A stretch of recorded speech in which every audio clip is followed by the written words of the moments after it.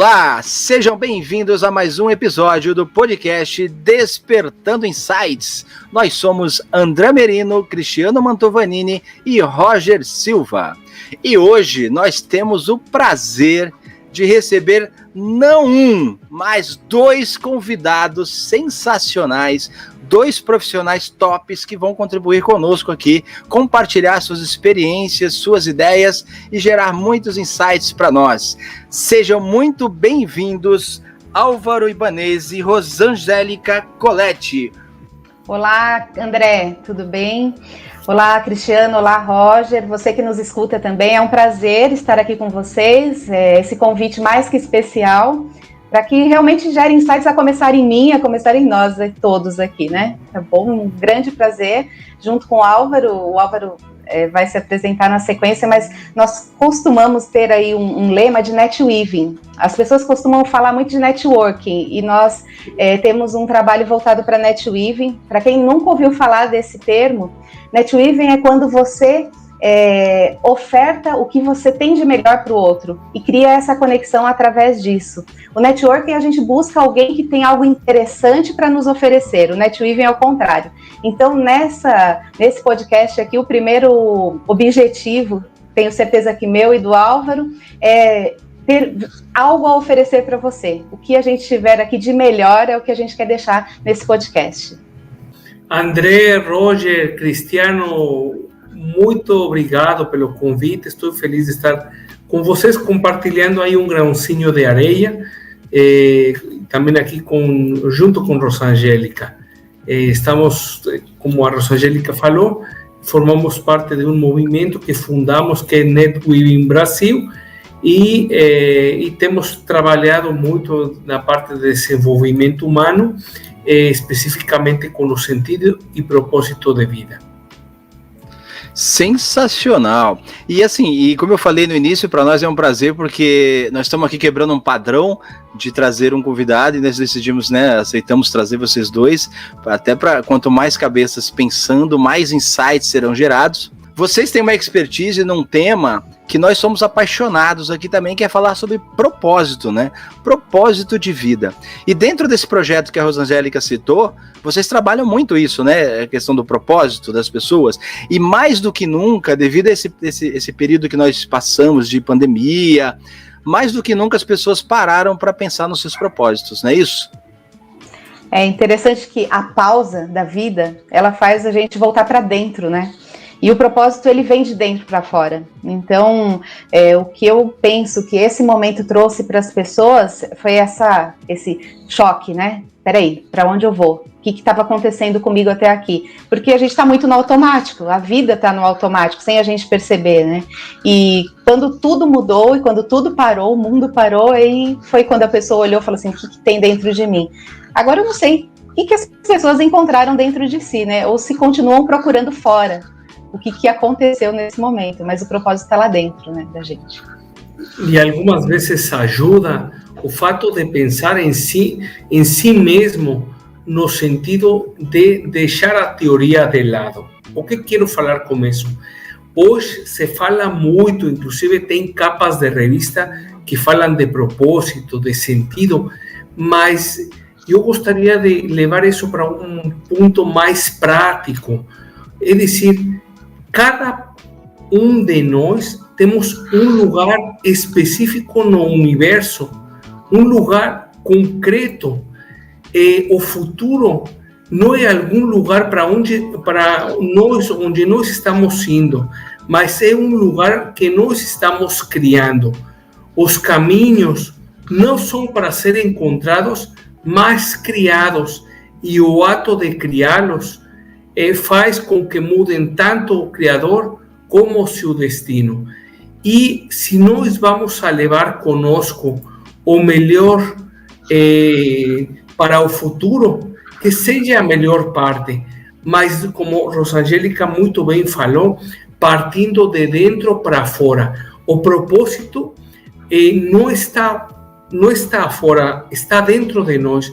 Nem sequer aquela pessoa que mais nos ama no mundo, ela consegue fazer o único que nós temos que fazer por nós mesmos, que vivir nossa própria existência, encontrar o significado, o sentido e o propósito de nossa vida. É decir, qual é, no sentido amplo da palavra, qual é nosso norte? Sensacional. E é muito bacana isso que você falou, cara, porque assim como a gente puxou agora, né, que as pessoas estão analisando, estão revendo seus propósitos, muitas vezes estão criando, né, deixando claro, não estava claro para elas. As empresas também estão passando pela mesma situação, né? Muitas empresas tiveram que se reinventar, muitas empresas mudaram drasticamente, né, a sua forma de atuar no mercado, muitas vezes até mudando de segmento. E qual, na visão de vocês, né, dentro disso que vocês falaram, qual que é a relação do propósito pessoal e o propósito das empresas? Nós, que somos apaixonados pela Disney, a gente sabe que a Disney tem um propósito muito forte e ela contrata por propósito, né? As pessoas, elas têm um vínculo emocional muito grande, uma conexão emocional muito grande com a empresa. E lá eles contratam caráter e treinam habilidades. E a gente costuma ouvir aquela frase, né? As empresas contratam pelo currículo e demitem pelo comportamento. O propósito tem uma relação muito grande nisso, não tem? Com certeza. Hoje, o que a gente tem percebido nas empresas é algumas empresas até valorizando o funcionário, o bem-estar do funcionário, né? E o que o bem-estar traz junto com ele? Não é só o ambiente, é ele se sentir engajado naquele local pelo que ele acredita.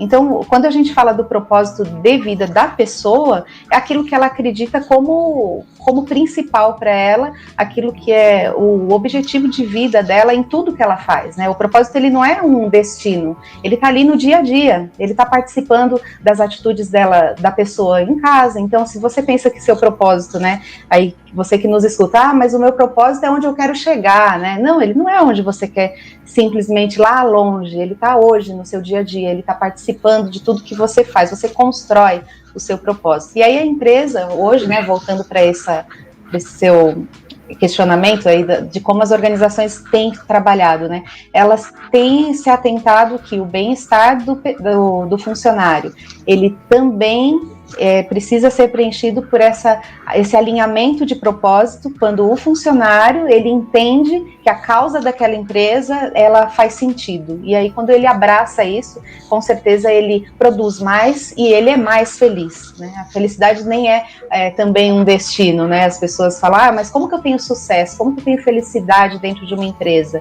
É realizando aquilo que faz sentido para a pessoa, faz sentido para a empresa, e isso se conecta, né? Com certeza o resultado é sucesso, né? Nesse casamento. E pegando o gancho do que está falando Rosangélica, inclusive ela mesma fala muito uma frase que eu gosto muito, não lembro agora o autor, mas existe no universo um lugar exclusivamente seu. Se você não ocupar, ficará um vazio que jamais será preenchido. E isso aplica tanto para as pessoas quanto para as empresas. E outra coisa, a Rosangélica falou agora, que o propósito é uma questão viva, não é um lugar para o qual estou indo de longo prazo. Tudo bem, chegaremos lá aquela grande meta, como se fala muitas vezes na visão, na missão, na meta, nos objetivos da organização. Mas se isso fica somente numa moldura bonita na recepção da entrada da empresa, realmente não serve de nada. Se nós não interiorizamos esse objetivo que nós queremos e fazemos próprios na alma, no coração, e vivenciamos isso no presente, e o que significa presente, um regalo, é no aqui e no agora. No, se eu quero conquistar o Monte Everest, o que tenho que fazer? Dar pequenos passos, não posso dar um pulo que vou quebrar as pernas. É decir, qual é meu próximo passo, que é o mais próximo que tenho, e nesse presente que tenho é onde me tenho que concentrar. Então, eu acredito muito que esse propósito, como a Rosangélica falou, parte de dentro para fora. Primeiramente, quero agradecer vocês por terem aceitado o nosso convite, por falar de um assunto que é fantástico. Enquanto a gente não descobre o porquê da nossa vida, a gente não consegue viver direito. E eu vejo que, assim, o propósito, ele é a base de tudo que nós vamos conquistar um dia. Então, se a gente não tiver um porquê claro, a gente fica correndo sem rumo. Como o Álvaro falou, né? Eu quero conquistar o Monte Everest. Por quê? Qual o propósito dessa conquista? Porque o propósito vai fortalecer. E no mundo de hoje, como a gente vem passando por tantas dificuldades, a gente tem assistido algumas pessoas abrirem mão dos seus propósitos para simplesmente sobreviver nesse momento. E eu pergunto para vocês, como que a gente faz para que essas pessoas não larguem aquilo que elas acreditem? E ao contrário, no momento de crise, se fortaleçam ainda mais em cima desses propósitos.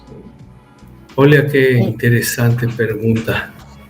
Bom, o que você está falando é uma realidade com a qual nos encontramos todos os dias. Todos os dias. E gostaria de colocar o que vou falar agora entre aspas.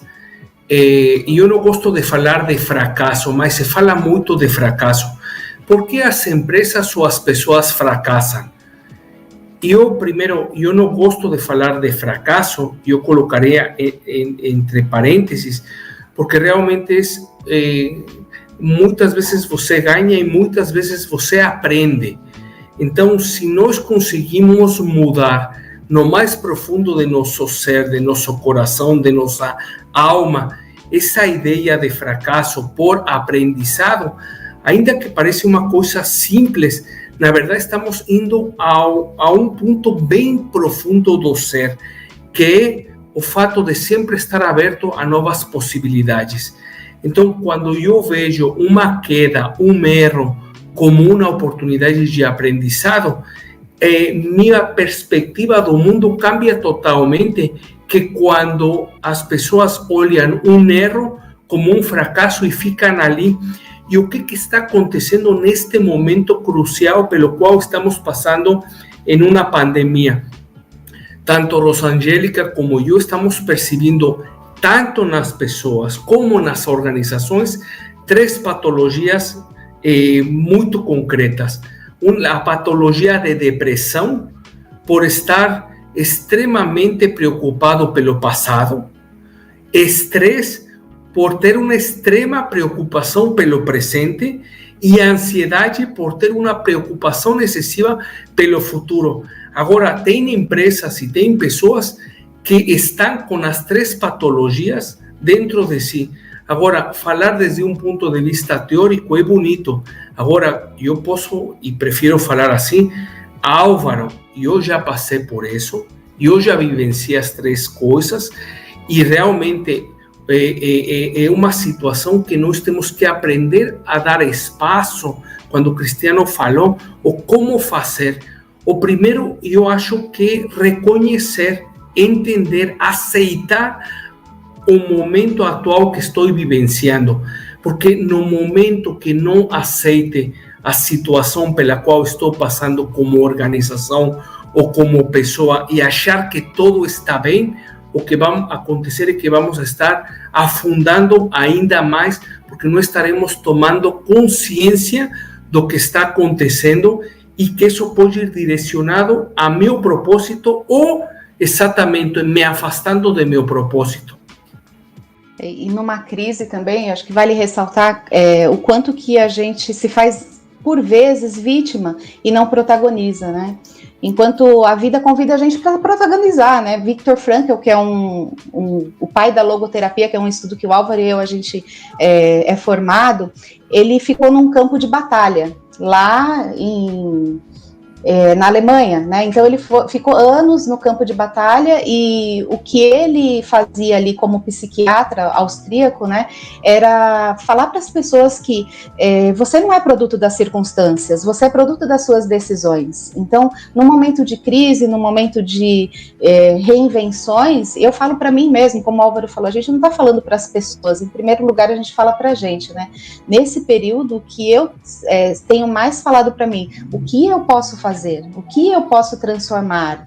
Então, como o Álvaro falou, é um aprendizado. E qual é o aprendizado? O ponto é que as pessoas olham para o mundo, veem aquela bagunça e esquecem que por trás de todos esses problemas, desse cenário caótico, existem pessoas que têm virtudes, existem pessoas que já venceram na vida, pessoas que já passaram outras crises, né? Afinal de contas, todos nós, quem não atravessou uma crise? Quantas crises nós atravessamos? E essa não é a primeira, ela só é diferente, e todas vêm com um aprendizado diferente. E aí, né? Eu não sou produto dessa circunstância, eu sou produto da decisão que eu tomo nesse momento. E qual é a decisão, né?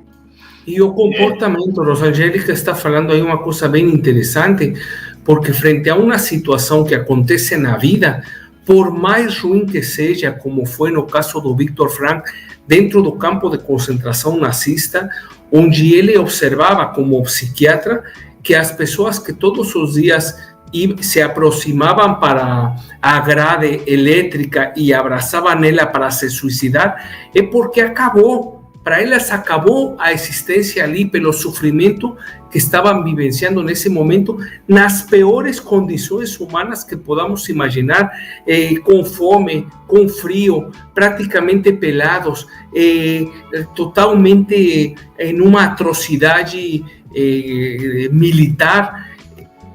Mas o Viktor Frankl falava, frente às piores situações que podamos encontrar, lá no fundo, ainda que eu esteja preso, completamente encapado, todo escuro, em um lugar, nas piores condições, eu posso ter lá no fundo a decisão de ver como vou reagir frente a essa situação. Lógico, é uma coisa extrema, mas que tanto nós realmente estamos deixando levar pelo que acontece ao redor, ou que tanto realmente estamos tomando a decisão de assumir as rédeas de nossa própria existência.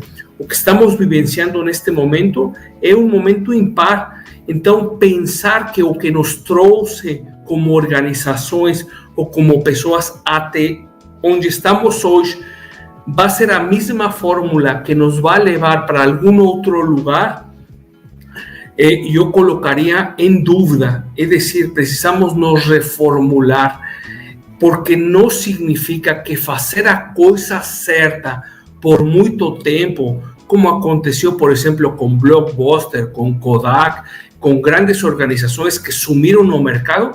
Você fala, mas o que aconteceu com ela? Elas fizeram a coisa certa, com muito sucesso, por muito tempo, e não acompanharam o que estava acontecendo no mercado. E hoje vemos a padaria da esquina, ao supermercado, que se reinventaram para entregar delivery, para sobreviver, para pensar fora da caixa. Então, o que precisamos fazer? Por que as pessoas fracassamos? Por falta de sair de nossa zona de conforto. Por quê? Por conformismo, por comodidade, por ansiedade, por apatia, por falta de quê? De instigar as provocações nas relações estáveis. É decir, se em casa está tudo bem com minha esposa, com meus filhos, com meus amigos, eu falaria, não está tudo bem. Ao contrário, as coisas estão em uma zona de conforto, está acomodado, porque precisamos realmente instigar, provocar para justamente melhorar isso. Falta de quê? De coragem para revisar nossos paradigmas e ampliar nossos horizontes. E uma coisa que eu falo por mim, uma coisa que sempre quebrou minha cabeça, sobretudo quando cheguei no Brasil, foi minha falta de humildade. Humildade, eu acho que é uma chave que abre portas. Por quê? Porque eu cheguei do México com uma bagagem, achando que iba a devorar o mundo, e cheguei aqui sem idioma, sem conhecer nada, e foi na testa, uma atrás da outra. Então, na medida que descia a nariz um pouquinho, comecei a respirar com humildade, a diminuir o ego e começar a estar aberto a outras possibilidades, eu acredito que foi apesar da depressão, da ansiedade e das patologias que falamos, foi um momento de reconstrução, de começar a me reencontrar. Isso, uma aula de propósito, né? Que legal. Eu costumo dizer que aceitar a situação é muito diferente de se conformar com ela. Então, sim, às vezes a gente tem que aceitar porque é algo externo que acontece com a gente, como essa pandemia que a gente tem vivido, né? Mas a gente não pode se conformar e ficar parado em casa esperando ela passar. Não pode aceitar que o que tá ruim tá bom. Não tá. E é o que você disse, Álvaro. Você veio de um país com um idioma diferente, com uma vida completamente diferente, chegou no Brasil e se deparou com uma barreira enorme que você não imaginou que existisse. E você fez o quê? Foi se adaptando, foi tendo humildade de dizer, opa, no México eu poderia ser uma coisa, aqui eu ainda não sou isso tudo, então eu preciso me desenvolver. E falando em propósito, eu te faço uma pergunta, qual foi o seu propósito para vir para o Brasil e não ficar no México? Nossa, boa pergunta. Olha, a isca que me trouxe foi uma mulher, minha esposa, Ingrid. Então, mas honestamente, eu nunca imaginei, nunca passou pela minha cabeça conhecer Brasil. Inclusive, eu tinha uma ideia completamente errada do que era Brasil. Então, eu conheci a Ingrid em um programa de inglês em Canadá. Teoricamente, fui lá para aprender inglês. Não aprendi inglês, mas aprendi português. Brincadeiras à parte. Mas olha, esse foi um grande motor que nesse momento pesou muito para vir para cá, não? Excelente. Achei que o Cristiano ia perguntar o da Rosângélica também, qual é o propósito dela? Não vim do México, não fui para o Canadá, né? É interessante, olha só. Eu tinha 16 anos e eu comecei na área de tecnologia. E eu falava assim, eu não quero falar com máquina, né? Eu quero falar com pessoas. E aos pouquinhos, eu percorri 29 anos da minha carreira para hoje trabalhar só com pessoas. E o meu propósito é um amor assim tremendo por pessoas e aos poucos eu fui traçando o dia a dia. É isso que o Álvaro falou, né? O futuro é a gente que constrói. E às vezes eu vejo as pessoas desistirem tão rápido do propósito, né? Tá demorando muito para isso acontecer, deixa eu mudar o plano. Com 16 anos eu sabia o que eu queria, né? Que era ajudar pessoas nessa questão mental do bem-estar, da felicidade, do propósito de vida. Eu já tinha essa consciência de que era isso que eu queria fazer. Só que eu passei primeiro por tecnologia, passei por tantas coisas para chegar onde eu cheguei hoje. Então, o percurso às vezes não é no nosso tempo, né? Ele é no tempo que ele tem que ser e ele é construído. E bom, o Cristiano Rosângélica fez uma pergunta que eu meio que respondi pela metade, porque eu estaria me contradizendo se falaria que meu propósito, o que me trouxe foi uma questão externa, que minha mulher, que amo muito e realmente foi o que me movimentou para vir para cá. Mas eu acho que um grande propósito que bate lá no fundo, nas vozes interiores, e que sempre procurei, pensei e estudava e tal, e somente foi resolvido recentemente, alguns poucos meses atrás, foi que meu propósito era, eu me colocava sempre na cabeça que eu queria ser feliz. E eu também palestro, tenho com jovens e tal, e eu sempre perguntava para eles também sobre o propósito e o sentido, e normalmente todo mundo falava, eu quero ser feliz, como uma finalidade.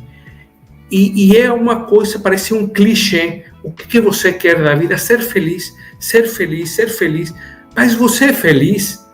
Mas você é feliz? E essa pergunta eu fazia para mim, sou feliz? E algumas vezes eu estava colocando minha felicidade em coisas de ter ou de ostentar. Quando eu tenha a formação na escola fundamental, vou ser feliz. Quando eu fizer graduação, quando eu tiver um carro, quando eu for, quando eu atingir determinado título. Olha, afortunadamente, graças a Deus, atingi muitas coisas boas, mas sendo bem honesto, será que isso resolveu aquela questão de ser feliz? Eu acho que não, e por isso toda essa depressão, essa ansiedade, e que isso foi resolvido recentemente quando descobri os 3 segredos da felicidade. E aí, inclusive para os que nos estão escutando, recomendaria tomar uma caneta e um papel, porque isto que vou revelar para vocês levou para mim 41 anos para chegar nessa conclusão, e que estou passando para vocês a receita do bolo da felicidade. São 3 coisas unicamente. O primeiro segredo para atingir a felicidade foi a realidade. A realidade. Qual é minha realidade? Então, descobri que o segredo da felicidade é partir de minha realidade. Estar olhando para meu vizinho que tem um Ferrari convertível, isso simplesmente me gerava ansiedade. Então, qual é minha realidade? Minha realidade é que tenho um carretinho aí, mas essa é a minha realidade. Tenho que aprender a ser feliz com esse carretinho que eu tenho. Rosângélica, até gostaria que me ajudasse, porque ela também estivemos juntos quando descobrimos isso. Rosângélica, qual foi o segundo segredo da felicidade? Esse é mais importante que o primeiro, Álvaro. Esse realmente a gente tem que colocar no papel. É a nossa própria realidade. A realidade de que eu sou responsável pelo que eu faço com aquilo que me acontece. Me aconteceu uma situação, é a realidade. E o que eu faço com ela? Então, pessoal, o primeiro segredo da felicidade é realidade. O segundo segredo da felicidade é minha realidade. E eu gostaria que vocês me ajudassem a materializar verbalmente, todos juntos, o terceiro segredo da felicidade. Vamos lá? Qual é o terceiro segredo da felicidade? Tem que ser a nossa realidade, né? Nossa realidade. Então, qual é nossa realidade? Olha quanto sofrimento tive que passar para saber que somos felizes e não sabemos. Então, eu deixo isso com vocês como presente, que realmente foi um presente que a vida me deu e que foi também um descobrimento. Qual é nossa realidade? Excelente, né? A aula de hoje está fabulosa como sempre, né? Mas a de hoje temos dois convidados com pensamentos assim muito positivos, muito bacana. E seguindo nessa linha do que o André começou a falar sobre propósito de pessoas, de empresas, o Álvaro e a Rosângélica deram bastante exemplos sobre isso, exemplos positivos. Eu quero cutucar um pouquinho para a gente trabalhar uma coisa mais profunda. A gente, no nosso tipo de trabalho de desenvolvimento, treinamento e desenvolvimento, a gente sempre prega pela melhor versão de cada um, descobrir qual é a melhor versão de cada um. Isso envolve exatamente o propósito de cada um para que ele seja o melhor naquilo que ele se propõe. Dentro de uma equipe, como que vocês analisam uma equipe com pessoas com propósitos diferentes?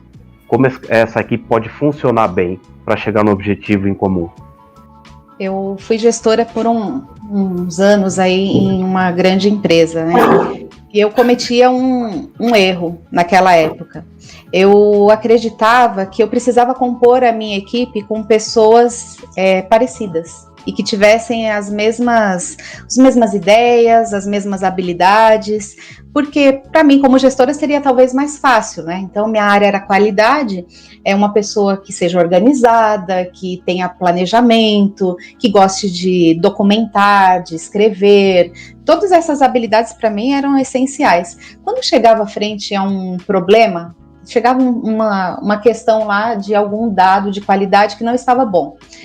E aí, como que a gente resolve? Eu não tinha uma pessoa que tivesse a habilidade da criatividade, por exemplo, aguçada, porque eram pessoas mais voltadas para essas outras habilidades. E aí eu comecei a entender que eu tinha feito contratações erradas e que eu estava perdida. E agora, né? O que eu faço? E as áreas operacionais falavam assim, olha, e aí, né? Ajuda a gente. A gente parece que patinava e não saía do lugar.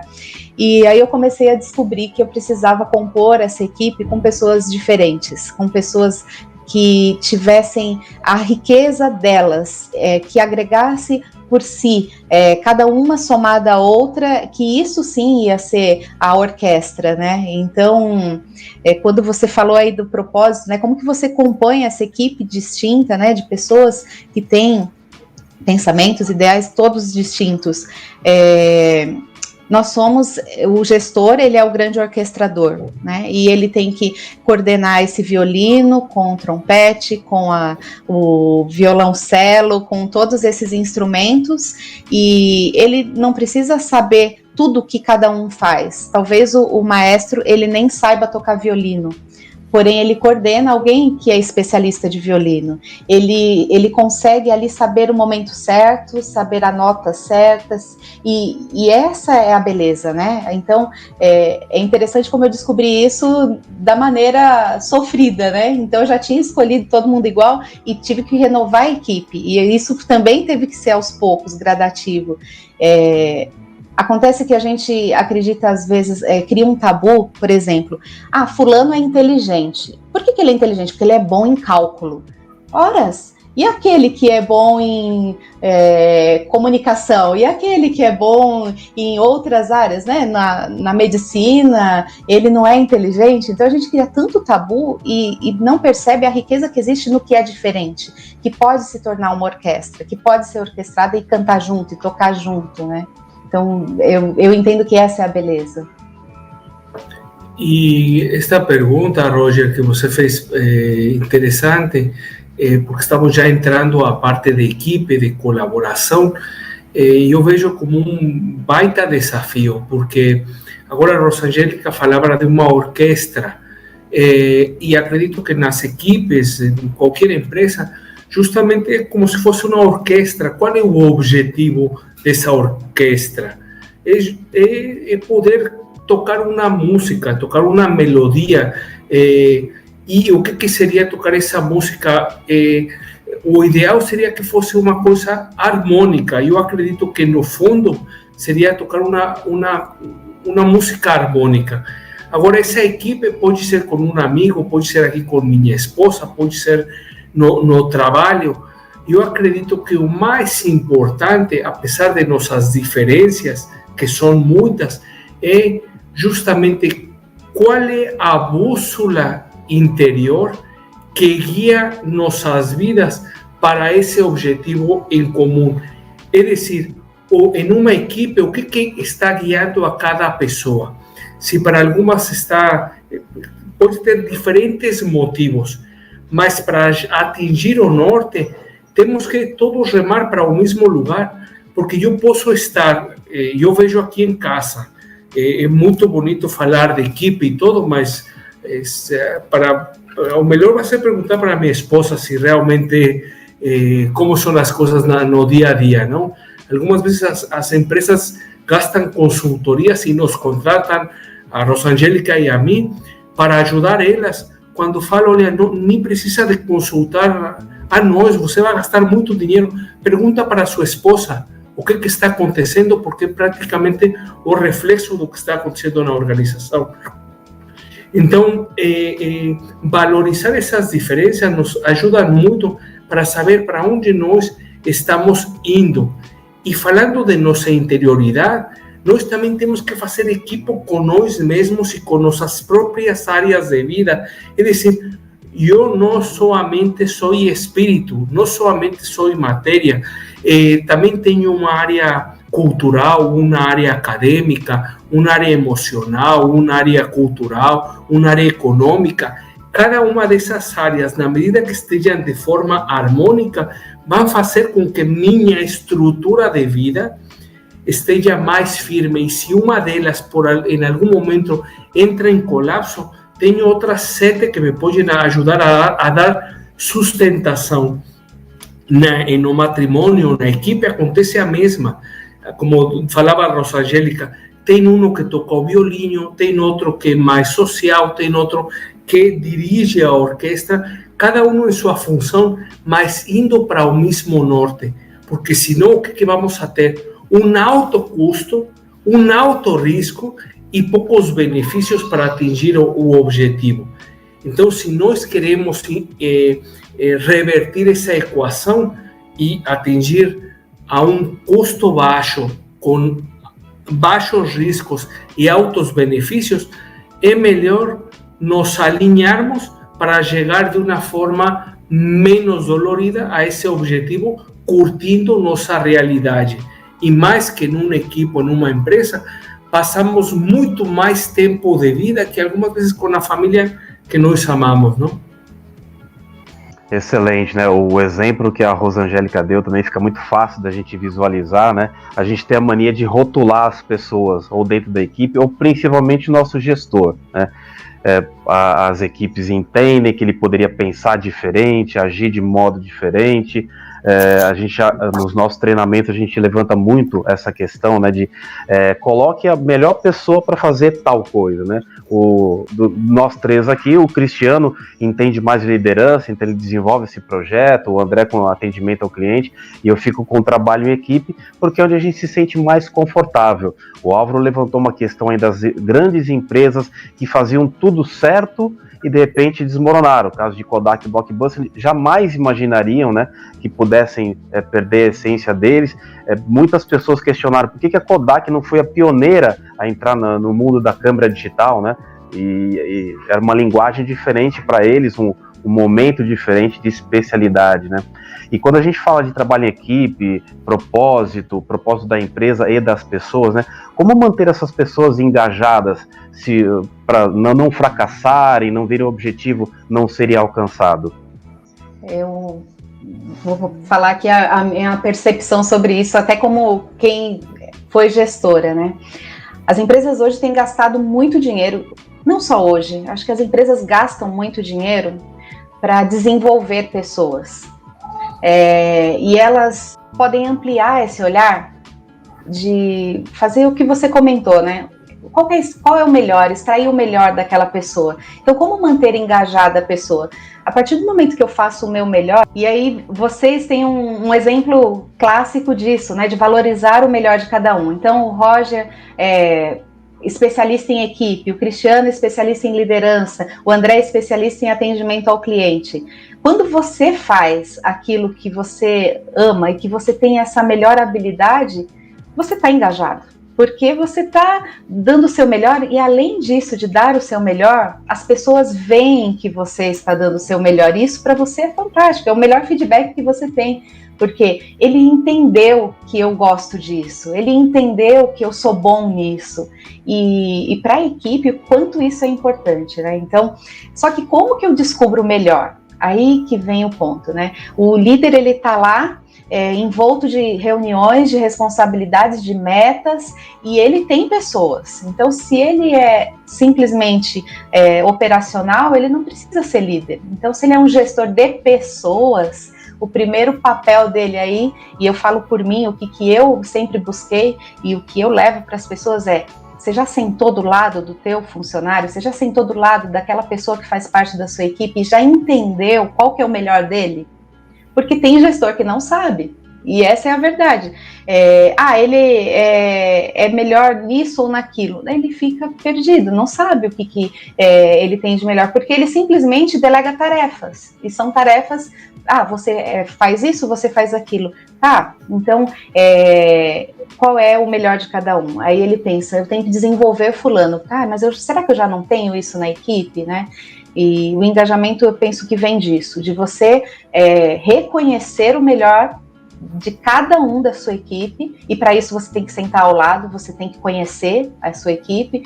Eu já fiz treinamento debaixo do MASP lá na Paulista, para sair do ambiente de trabalho e sentar no chão com todo mundo e bater um papo legal e entender que ele é uma pessoa, ele não é só aquele crachá que entrega aquilo que é importante no final do mês no relatório ou no dia a dia. Eu quero entender quem é ele como pessoa. E a partir daí, gente, o engajamento, é impossível não existir um engajamento quando a pessoa se sente reconhecida naquilo que ela é como pessoa, né? E uma coisa importante, retomando isto que acabou de falar Rosangélica, uma coisa extremamente importante, além de conhecer as competências, as capacidades, engajar ao colaborador, pouquíssimas vezes, pelo menos desde minha experiência, pouquíssimas vezes tenho presenciado líderes ou gestores que conhecem realmente qual que é o propósito de cada um de seus colaboradores. É decir, o que está fazendo que cada colaborador acorde todos os dias para ir a trabalhar nessa empresa ou nessa equipe. Olha, uma coisa tão simples e complexa ao mesmo tempo, mas que se isso for descoberto, o gestor tem o queixo e a faca na mão. Por quê? Porque na medida que eu te ajude a você atingir seu propósito através deste trabalho que você está tendo conosco, independentemente se o propósito vai ser durante 1 ano, 2 anos ou 10 anos nesta organização, mas se eu entendo isso, vai ser muito mais fácil atingir esse norte como equipe, porque se a pessoa, parte de seu propósito é que esta equipe forma parte de um processo temporário dentro de seu desenvolvimento, o que vai fazer o líder? Ajudar ele para que esteja pronto para pular a outro lugar, ou inclusive para assumir o lugar dele, porque ele seguramente assumirá outro, ou mudará de empresa. Antigamente, meu pai, na empresa onde começou a trabalhar, nessa empresa morria. E hoje estamos vendo que isso já não acontece mais, é difícil. A rotatividade, as experiências, o dinamismo do mercado é completamente distinto de 50 anos atrás. É aquele negócio, né? Troque o feedback por um cafezinho. Traga a vida pessoal para dentro da empresa. Conheça quem é o seu colaborador, mas não como colaborador, mas sim como pessoa. Conheça os seus valores, conheça a sua essência, conheça a sua missão de vida e, principalmente, conheça o seu propósito. Com isso, você vai conseguir o maior engajamento daquela pessoa. Muito bacana. Vocês falaram duas coisas que me trouxeram um insight muito legal. Vocês falaram de música e engajamento. E tem uma frase do Renato Russo que é: nunca deixe que lhe digam que não vale a pena acreditar no sonho que se tem, ou que seus planos nunca vão dar certo, ou que você nunca vai ser alguém. Algumas pessoas são mais propensas a desmotivar, né? Algumas pessoas, elas, no primeiro obstáculo, elas desistem. Algumas pessoas têm uma facilidade maior. Como trabalhar essa questão desse propósito, das pessoas buscarem os sonhos, com pessoas que têm esses dois tipos de comportamento? Como criar esse engajamento? Olha, que cutucada boa, porque o mundo está cheio disso. O cara palpiteiro que dá conselhos e que tem a receita do bolo e que fala para todo mundo o que fazer e o que não fazer, mas na hora que você olha para ele, olha, se é um cara que realmente fez acontecer, que bateu, que ele quebrou 4 empresas e que te mostra o ser, nossa, eu tiro o chapéu, e o que ele falar, olha, tem um peso forte para o que eu possa ou não deixar de fazer, sabendo que a responsabilidade de descobrir meu propósito sempre será minha. Não posso deixar nas mãos de outros. Isso acontece muito.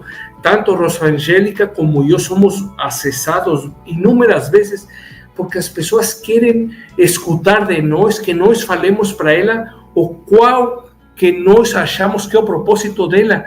não existe isso, não é possível, nós não somos mágicos, e já Viktor Frankl falava disso. Absolutamente pessoa nenhuma pode dizer para outra qual é seu propósito, qual é seu sonho. E cada pessoa temos aí, não, como Pinóquio, não, lá, a consciência, as vozes interiores que nos falam. O que acontece é que muitas vezes, uma grande maioria das pessoas não fazem uma pausa na vida para refletir e para escutar com atenção essas vozes interiores. É dizer, cada pessoa tem que descobrir seu propósito, seu significado, seu sentido por si mesmo e aceitar a responsabilidade que sua resposta implica. Isso, eu não estou falando isso. Isso quem fala é o Viktor Frankl, que foi o grande criador da logoterapia, que fala sobre propósito e sentido. Então, lógico, existem metodologias, existem técnicas, inclusive nós convidamos, temos um programa que impartimos que se chama Minha Vida com Propósito. E não é outra coisa que provocações, que instigações, que são incômodos, que jogamos nas pessoas que participam destes treinamentos, não para facilitar ou para passar mão na cabeça, na verdade é carinhosamente para provocar, para instigar, para gerar esses incômodos que justamente provoquem o fato de que elas se questionem, reflexionem e comecem a colocar no preto e no branco essas vozes interiores. No momento que a pessoa consiga clarificar um pouco isso, você não imagina, nossa, até me emociono, é de chorar, quando as pessoas se iluminam o rosto de falar, cara, isso sempre esteve na frente de minha nariz, mas tinha medo de aceitar isso que estava falando minha voz interior. Por quê? Porque era o diretor bam, bam, bam, com um salário ultra não sei das quantas, mas o cara estava infeliz. Então, deixaria por aí isso. Cada um temos que descobrir isso por nós mesmos. André, o Álvaro falava sobre a responsabilidade, né, diante aí do tema que você trouxe. Existe uma pesquisadora da Universidade da Califórnia que ela fala sobre essas pessoas, que algumas pessoas têm mais otimismo, mais força aí para superar dificuldades, outras pessoas não tanto, né? E através de estudos, que conclusão que ela chegou? Que 50% dessa motivação, dessa força interior, ela é genética. Cada um de nós tem 50%, vem aí da questão genética. 40% das nossas atividades intencionais, daquilo que a gente faz com o momento que a gente vive. Então, a situação está aqui e eu vou fazer o quê? Isso compõe a minha garra, a minha força para vencer aquele momento com felicidade, que afinal de contas a felicidade é a nossa realidade. E 10% apenas corresponde à realidade das circunstâncias do momento. Então, olha só a nossa responsabilidade, né? Então, a minha garra para vencer, ela depende 50% de um fator genético, 40% da minha atitude no momento que eu atravesso e só 10% da influência externa, que é a circunstância que eu vivo. A responsabilidade está na nossa mão. A nossa felicidade, atravessar, ter garra, ter força, está na mão de cada um de nós, né? E dá medo algumas vezes. O que nós percebemos, algumas vezes chegam pessoas com 60, 70 anos com perguntas e com questionamentos que são questionamentos de 17, de 18 anos.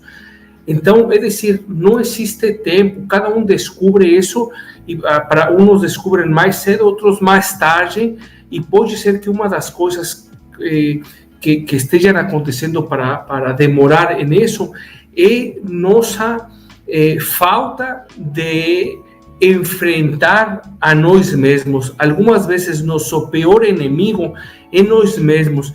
E algumas perguntas que as pessoas geralmente me fazem Álvaro, mas Encontrar meu propósito, descobri-lo é arriscado e produz certa ansiedade? Sim, com certeza, porque o fato de você e eu descobrirmos nosso propósito gera compromisso, porque no momento que você descobre o compromisso, não tem nada com o qual você possa, até pode fingir demência e tonto, mas na hora que você já descobriu, meu amigo, ou você vai, ou você... isso porque queremos, ¿por quê? Porque queremos saber com antecipação o que acontecerá como resultado de nossas escolhas. Então, Álvaro, mas encontrar meu propósito é ameaçador, atemorizante e perigoso? Olha, eu te falaria, quem sabe? Depende de você, depende da atitude que você tenha, da garra, da forma como você enfrente as regras. Olha, mas se eu encontrar meu propósito, me sentirei fora de controle? Tomara que sim, que te chacoalhe todo, que mexa as estruturas, porque significa que a partir desse momento, pode ser que em vez de você estar correndo para o lugar errado, você esteja engatinhando para o lugar correto e não esteja como Alicia no País das Maravilhas. Para onde eu vou, não sei. Puxa, se você não sabe para onde vai, pega qualquer caminho que a vida te dê, que qualquer caminho vai ser bom para você chegar à praça do nunca jamais. Agora, para os que queremos saber para onde vamos, temos que nos perguntar, nos questionar e enfrentar os temores e os medos que são completamente naturais, completamente humanos. E o medo é positivo ou negativo? A rejeição é positiva ou negativa? O amor é positivo ou negativo? Não, são sentimentos, coisas reais. O medo é negativo quando nos mantém paralisados sem fazer nada. Agora, o medo é positivo quando nos faz tomar uma atitude, alguma coisa ao respeito para encontrar esse propósito. Então, por aqui vou parar, porque está muito apaixonante e empolgante, mas superar nossos temores nos vai ajudar a sentirmos livres. E tenho absoluta certeza que receberei a ajuda das demais pessoas neste processo de descoberta de meu propósito, com absoluta certeza, sim.